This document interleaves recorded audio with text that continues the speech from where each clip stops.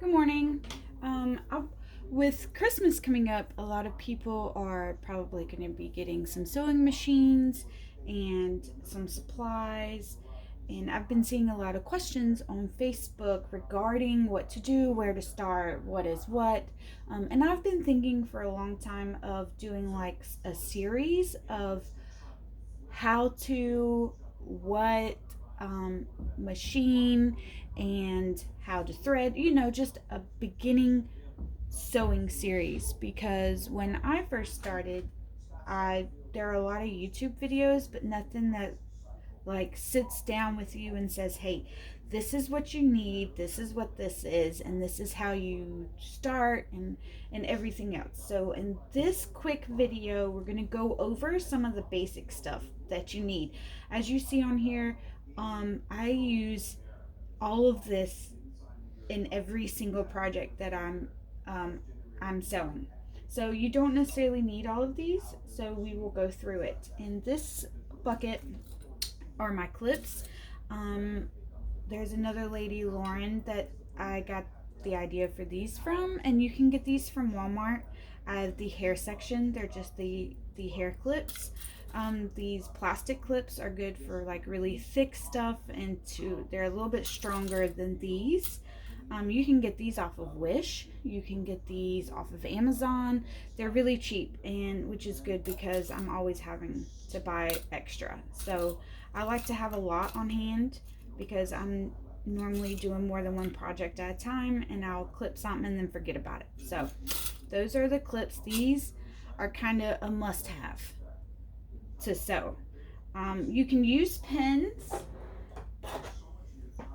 but once you start working with leather and vinyl, and there's some things whenever you're sewing that pins just are not conducive for use. So I don't normally use pins anymore, so I use clips. The next thing is a ruler. Now there are different sizes of ruler that you can use, but I find that this 8.5 by 8.5 ruler, you can get this from Walmart, is very, very good to have. You can use it just about for anything. And then for straps, I use this ruler. It's a 24 by 6 inch ruler. I got this also from Walmart, because you can fold. If you have something that's more than 24 inches, you can just fold it in half until you measure up. And most of my straps are 1 inch wide, so I had cut them by 4 inches. So this is a great ruler. I also have a long one. I'll just move this over here. But it's very hectic and I don't like using it. So the next, thread. So I have an industrial and a basic machine, just a domestic machine, I guess. So for my domestic, I use this. It comes in a big roll from Walmart, and it's just cotton thread. This is what I started out with when I was bag making, and it has a long use. So you don't want anything, at least in my experience, bonded in your domestic. I used to, and I was having so many problems. I think that's what threw my timing out. Now my industrial, I got this from Kelly off of Facebook, but this is a Selrick 1500 yards, bonded, I think 69. I get this from Amazon for like $6 a roll, and because I have Prime, it's free shipping. So it's 100% polyester, and they come like this. So get that from Amazon. Next is a fork. There are zipper tape, zipper pull devices out there, I guess you could say, or tools, but I didn't want to spend that kind of money just to add my zipper head. So there are YouTube videos out there on how to assemble your zipper tape. So I found the best way to do it was with a fork. So you just bend these out of the way, bend this one over a little bit, and you can stick this anywhere. I stick it in my drawer, and I'll do another video later on how I do my zipper tape. So this is an overall what you need or could use, and then later on we'll have videos on how to certain things. All the videos will be super quick. Okay, so next is double-sided tape. I will find the link and post it in the comments in the description below. But I found that I used to use glue, but double-sided tape is the best. I get mine from Amazon. I know a couple other people get them from Waywack, but because I get free shipping, I try to always find what I need on Amazon. And hold on 1 minute, my cat wants out.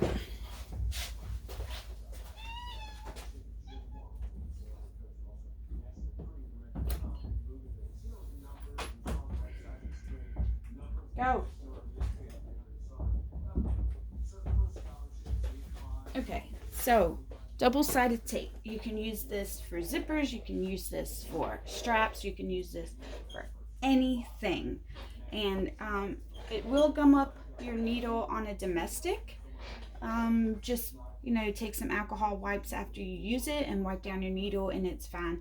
On my industrial, it doesn't gum up the needle, but it will dull my needle faster. So if I am making a lot of straps or a lot of stuff that will it's heavy duty plus the double-sided tape, I do have to replace my needle every so often. I am not one of those people that replaces my needle after every project. I replace it when it breaks or goes dull. So the next thing, I've been sewing for 3 years, but it took me 2.5 years before I got this.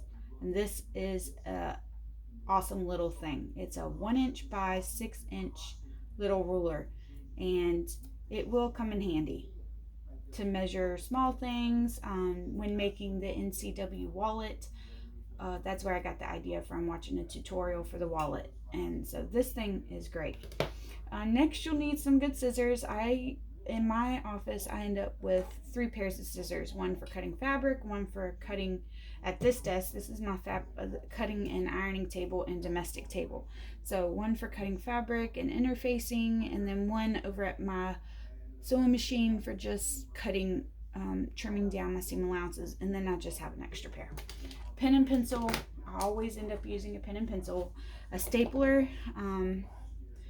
you'll find if you watch a lot of videos, a lot of people will staple around the bottoms or sides or something that's like really thick just to keep it where your clips won't keep it in place. A staple will. Just make sure, and we'll do another video on that also, that you are stapling outside your seam allowance above it, where whenever you get done you can cut it off.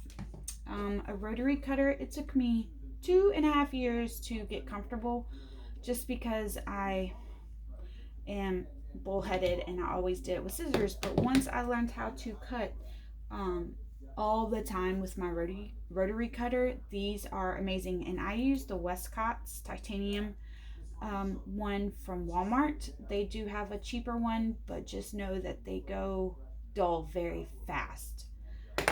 This tool, once you really get into sewing and making bags, this tool is amazing, which I need a new head. But I got this from Michael's, but I think you can get it from Walmart also. And it's for punching holes for like purse feet or hidden connectors is what I use this for.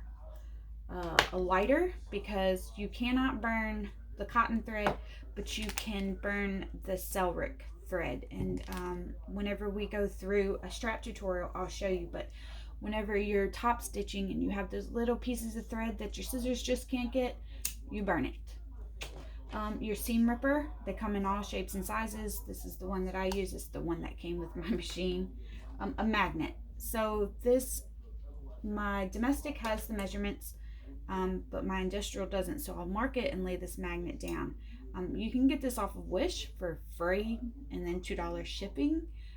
From China, it does take a while to get here, but I'm just saying you can get it from Wish, Amazon, anywhere, honestly. And they come in all shapes and sizes.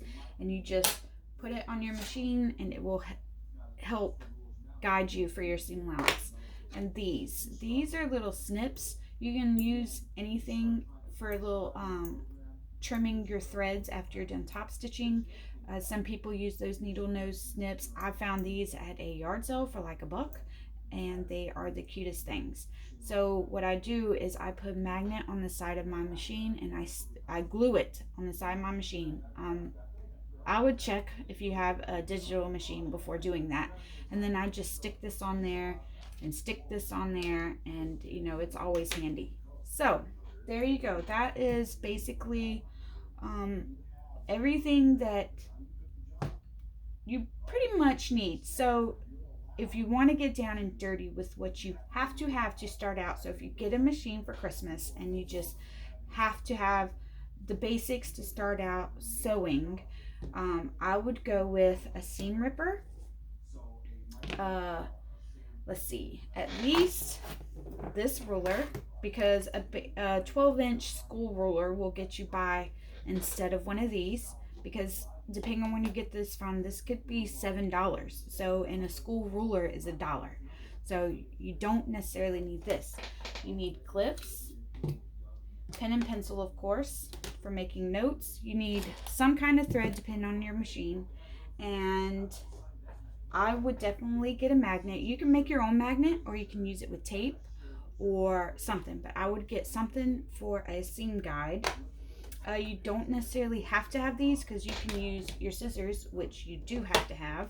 You don't need a stapler. You don't need that to start out with, and you necessarily don't need a rotary cutter, but we'll leave it in the in-between pile.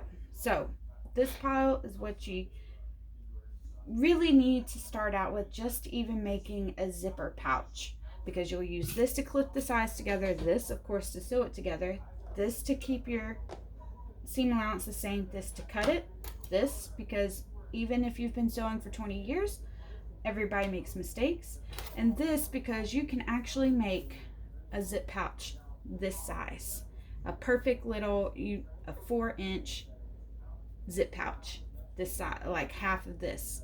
You cut one piece out of this, but yes, and this. So there you have it, and I hope this will help you get started.